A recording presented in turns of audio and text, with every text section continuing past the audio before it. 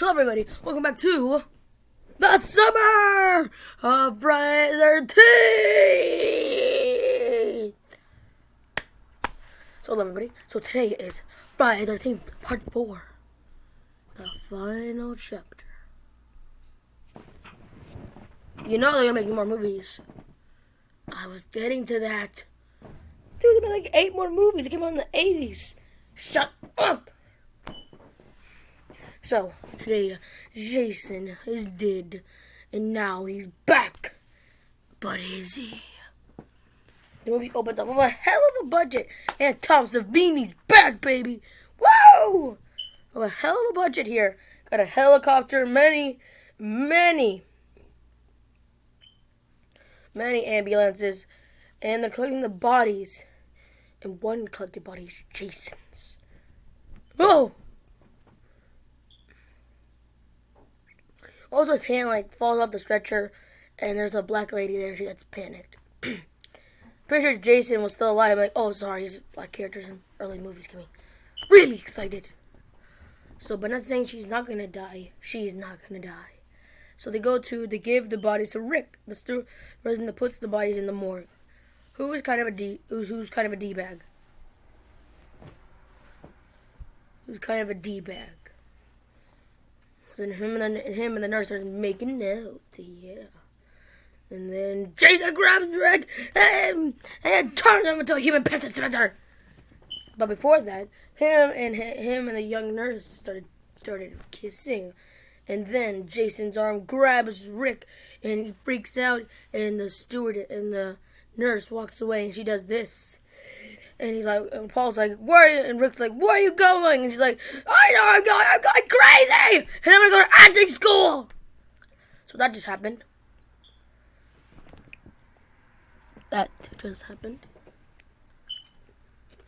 Really interesting. And then Jason grabs Rick, slits his throat, and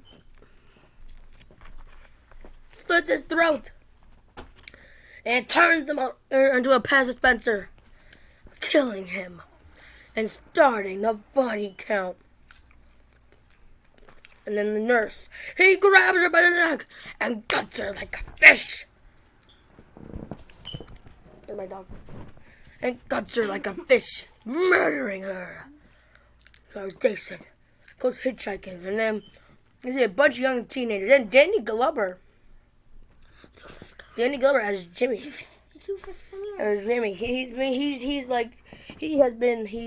played the father of. He played the younger dad in Back to the Future, who was also in Back in the Future too. So yeah, and it was also a dead fuck. So the teenagers get there, but they stop at Pimmel's Voorhees' final resting place. She was buried near a hitchhike road. And as her tombstone says, it also says 1935 to 1979, which proves the fact that the first movie was in 1979, but 1980. But this takes place, but 1981. The second movie that this was 5 years later. Part 3 was in 1982, but took place one day after 1981. Part 3, Part 2. Part 4 took about 1984 after the gap of 1983. So this means the day after. Yeah, Wednesday the 13th. So yeah, this is the final sequel that takes place one day after. Damn, Jason has a big kill count for so far. Damn. So then, the teenagers drive by a hitchhiker, and then when she's eating her banana, Jason grabs her and stabs her through the neck, and she kills a banana. She didn't do nothing wrong here, but maybe he's not fucking around. Maybe he thinks it's the final chapter. And then we get to a family played by one of the Goonies. I forgot his name. I think his name was something else, but I forgot. But he is Tommy Jarvis, one of Jason's future enemies.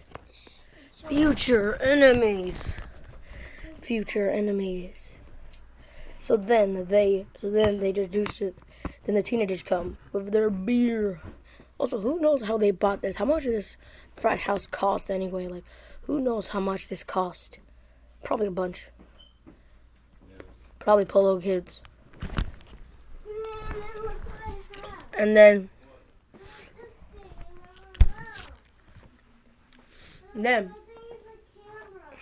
Jason waits for a long time. And then the car breaks down. And then also Tommy and his sister, they're driving around town during the day here while the teenagers skinny dipping! Yeah! And then the driver's dog walks away, runs over the car, runs out of the car window. Like who does not roll up their window when their dog? It's really dumb. So then, Tommy sees the skinny dipping teenagers, and his sister's like, turn around! He was like, you gonna join in? Tommy's sister, even though he said your brother has to go home? He's like, no, thank you. I have something better to do. Jerk off. But then the car breaks down, and Trish is like, can you fix it?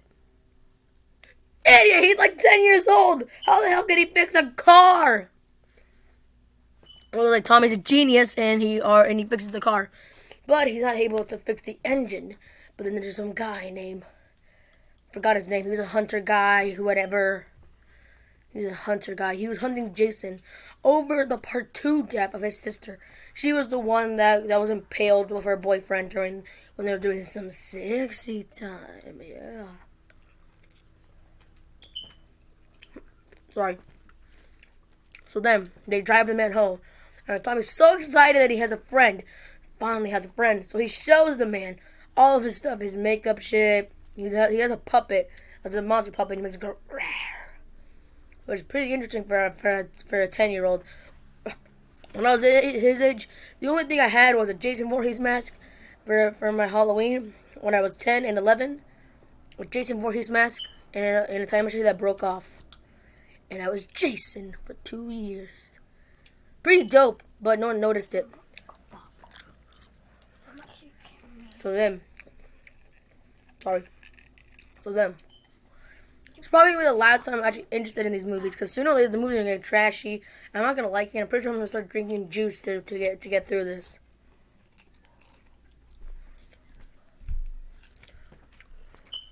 So then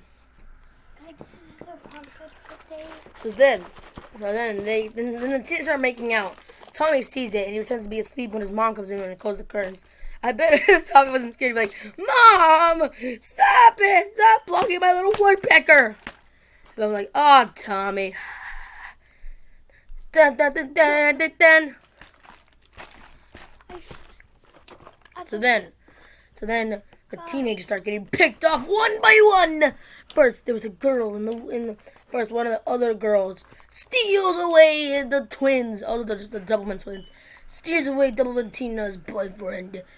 Doublemint Tina's working to get a man, and then she goes outside, but then Jason stabs her through the stomach and kills her in the water, which proves that Jason is not scared of water.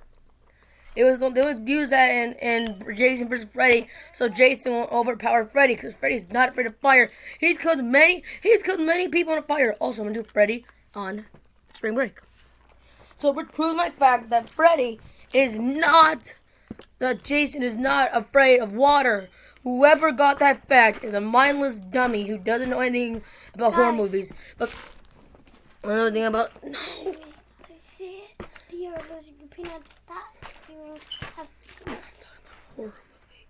So then with the boyfriend coming out, he gets stabbed and raised up. And Jesus Christ, Jason, you got no chill, bro. Jeez, man, this is not the final chapter, bro. There's gonna be like 8 more times you can do this stuff. Jeez, man. Jeez. So then Jason goes back on foot. And one of the twins are like, I'm just gonna go home. And I was like, yeah, I'm Christmas McBloverman, so yeah, you can go home. Oh yeah. Yeah. Oh God.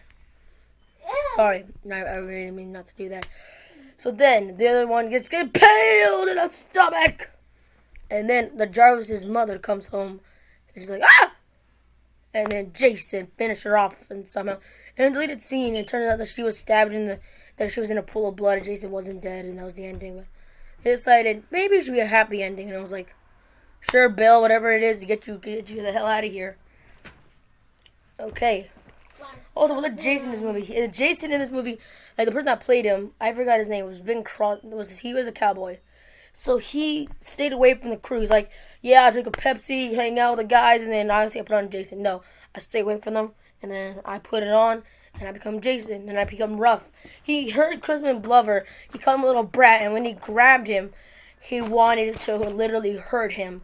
So I'm pretty sure Crispin Glover was kind of pretty traumatized out of this movie, because he didn't like the fact that this grown-ass man wanted to hurt him. So then all the teenagers get picked off one by one. And then Jimmy's like, hey, Ted, it was a corkscrew. And a meat cleaver to the side of the eye. He dies. And then I see Trish. She finds the bodies. And then the hunter guy. All of his guns are destroyed. Ever heard of Red Dead Redemption, my brother? You're supposed to put the guns in the back. Like, you leave all your guns in your open tent, and Jason destroys them. But you're too much of an idiot to realize that you should probably bring one or at least two of your guns. These are not tiny little pistols that everyone uses in the movies now, where everyone thinks they can kill Jason, where it doesn't work and they get grabbed and an idiot. These are full-on rifles and shotguns, which have been proven to knock down Jason. He hasn't been killed by guns, but they put him down for a little bit. But this idiot realized not to bring his own.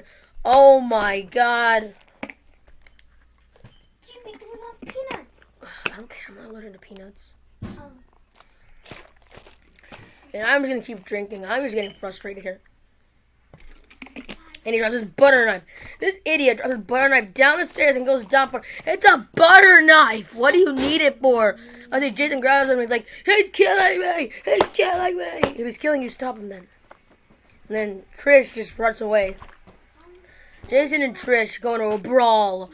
Trish grabs Tommy's TV and slams it on Jason's head.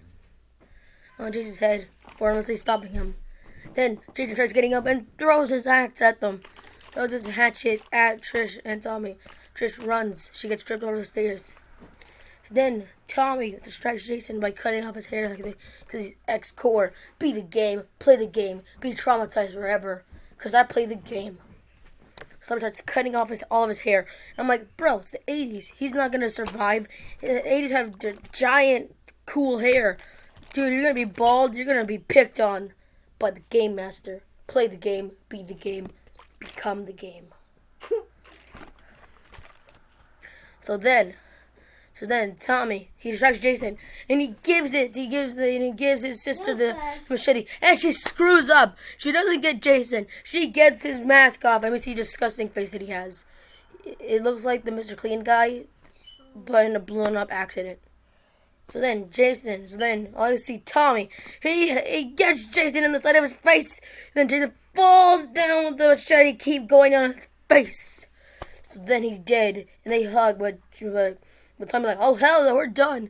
He sees Jason's fingers move, and then he hacks the out of this guy.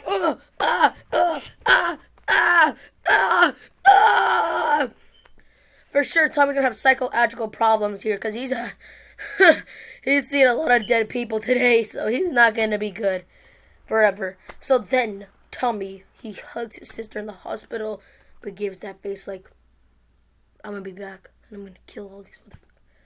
So that's the end of the movie. Well, the final chapter was not a whammy, as people say it was. I personally like it, so I'm gonna give this one a 1. I'm gonna give it a 2. I'm gonna give it a 2 out of. I'm gonna give it a 4 out of ugly mother Jason Matt. No, I'm gonna give it 2. I'm gonna give it 4. He's killing me. He's killing me out of 5. See you guys next time, and see you later if you survive.